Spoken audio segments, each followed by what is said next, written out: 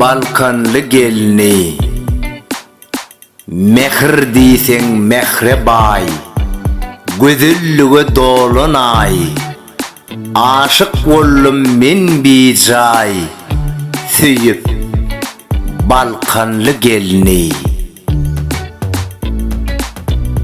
Söz aytmağa çekinyen, aytmasamam ökünyen, suratına çokunyan, süyüp Balkanlı gelini.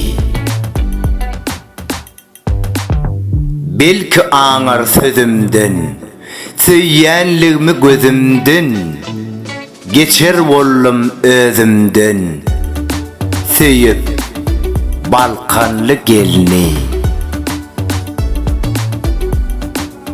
Goşka adın yazmayın, birden göğüne değmeyin, başkasını söymeyin, süyüp Balkanlı gelini.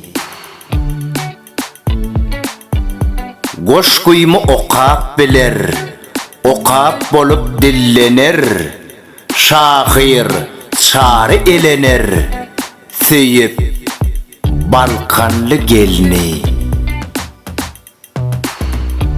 Aftri Çari Mahmudov, Okan Toyçu Hekimov.